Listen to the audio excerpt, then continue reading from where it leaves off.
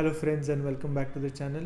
I am Dr. Sudeep, a radiologist working in Dubai, and in this video we will see all the questions which are commonly asked to me in the YouTube comment section about the qualifications and the work experience and many other questions which you all have been asking me for working in Dubai. So we will go through all of those questions one by one. So the first question is, what is the qualification and what is the scope of my current qualification in Dubai? So let's begin with MBBS. If somebody has done MBBS, then he can work as a general practitioner in Dubai. For that, you have to go through the PQR document and you have to take the self-assessment test to see your eligibility criteria. Second is, if you have done your MD or MS, then you can work as a specialist. If you have any additional qualifications like fellowships like FRCR or MRCS or MRCP in addition to your MD and MS, that adds to your qualification. You can get higher pay packages also in that.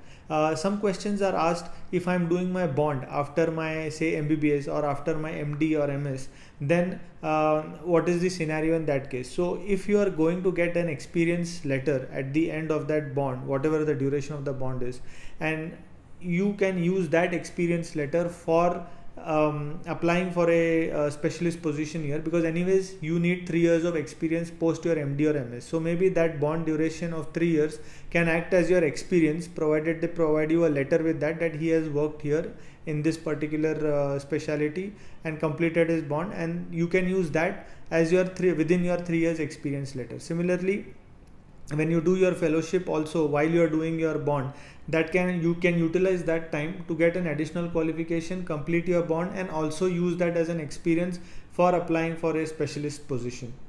Question 2.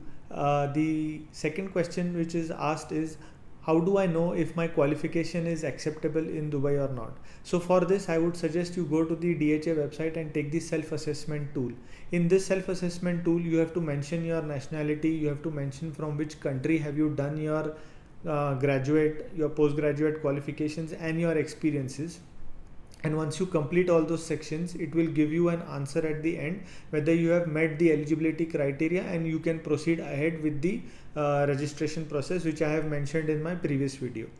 The other thing is to look at the PQR document. In the PQR document, you have something called as a tier systems, tier 1, 2 and tier 3, and based on these tiers you have different level of experiences that is required to attain a specialist license or a consultant's license.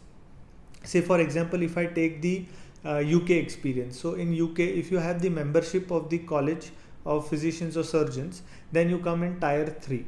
If you have the membership and you have 5 years of experience with the GMC, then you come in tier 2. If you have CCT or CCST training, then you come in tier 1.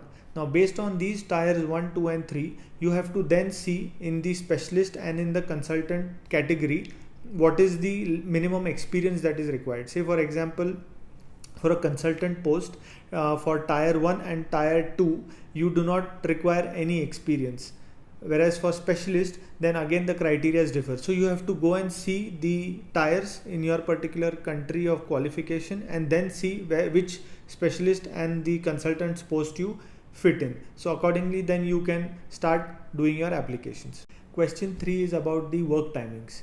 So according to the ministry, you have to work 48 hours a week in Dubai and in the entire Emirate.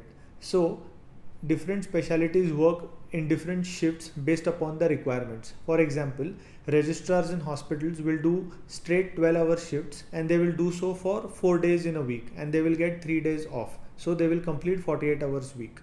Even the emergency doctors who are working in the emergency department will work 12-hour shifts. There are general practitioners who can do straight 8-hour shifts. There are certain clinics where you have to work in split shifts of 4 hours in the morning and in the evening. And in hospital setups, by and large, it is a straight 8-hour shifts for 6 days a week. There are certain hospitals like who can give you some concession and make you work for lesser time, but that's an individual decision taken by the hospital. Like for example, my hospital gives a 48, instead of 48 hours, we work for 45 hours a week. So we do 7.5 hours a day for 6 days a week. So the timings will completely depend whether you are in a hospital setup, whether you are in a clinic setup, whether you are a registrar in the hospital, or whether you are working as a specialist or as a consultant. Question 4 is about the work-life balance and the safety and security in the country. So work-life balance is excellent here. You will get your days off after work and you can spend it on as many attractions and many places where you can visit. There will be good restaurants, Indian restaurants or many Western restaurants where you can go and eat food. There will be indoor play areas, there will be outdoor play areas for children. There are malls, there are good clean beaches. There will be drive-through destinations at very close distance within the emirate and even outside the emirate where you can drive and go through. Of course, in the current pandemic, the COVID restrictions do apply, but there will be a lot of places where you can visit even within the city. Dubai has so many attractions which come up practically in very few months. So you will always have many places where you can visit with your family and have a good time during your break in the weekends and even after your work during the weekdays. Second comes the safety. As per the Global Financial Magazine Index of 2021, UAE has been ranked the second most safest country in the world after Iceland. So definitely safety and security is an excellent way of management by the authorities here. So you will feel absolutely safe even in the night or any time of the day. There is absolutely no problems of safety and security, as it is very well known that it's a very safe country to be with. So from the work-life balance as well as from the safety balance, it's an excellent place to be and spend time with and have a good balance of your work as well as post-work so that you can relax yourself mentally, spiritually and physically.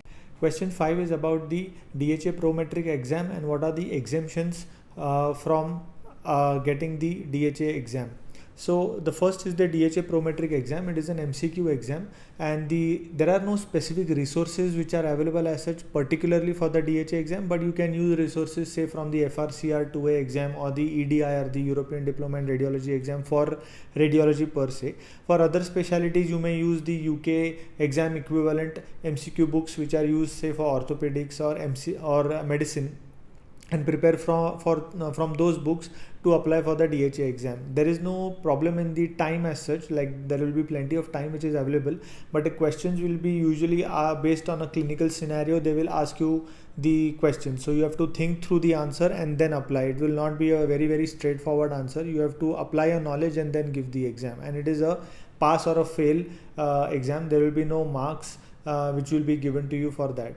Now many questions are asked as in, am I exempted from giving the exam or do I need to give the exam in every situation? So there is a good document which is available on the DHA website and I will put it in the description, that tells you the exempted categories of qualifications for consultant post, the specialist post, for dentists, for nurses, for sonographers, and there is a long list which is available. Say for example, if you are a GP and if you've passed the USMLE step 3, then you do not need to give the GP licensing exam. Similarly, if you have CCT or CCST training, then you do not need to give the specialist or the consultant exam. Of course, all of this has to be verified through the self-assessment tool, but this document is a good way of understanding whether you need to give the exam or you are exempted based on the qualification. Again, you need to reproduce the qualification on the basis of which you are seeking the exemption.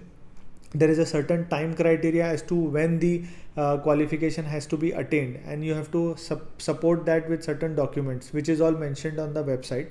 So that document I will put it in the description. The other thing is the general booklet for regulation. So there is a nice booklet which tells you, the common FAQs and questions and answers, like how should I do the self-assessment, how should I do the Prometric exam. So these small points and questions are answered in that general booklet. It is available for the facilities, that is for the people who own the healthcare facilities, and even for people who are wanting to apply for a license, say renew the license or cancel the license. So all these queries can be answered in that booklet, so I will put that in the description as well. And the third thing is the PQR document, which I have put it in my previous video. I'll again link it here. That PQR document will also tell you in detail, as we discussed before, what are the tier systems and what is the eligibility to get for a specialist, what is the tier required for a consultant post. Similarly, it tells you even for an internship, for a GP and for a registrar, what are the different categories or what are the different experience levels which is required to get through those specialist or consultant posts. So I hope this video has answered at least some of your questions which you have been asking me individually. I try to reply them on the YouTube comment section, but I thought it is better to make a video to explain these things in little more detail. And I wish that you are successful in your licensing and your exam process for applying as a doctor in the UAE. So I would like you to share this video and subscribe to my channel so that you can receive future updates about videos and any interesting things which I'll be doing in the future. Thank you so much.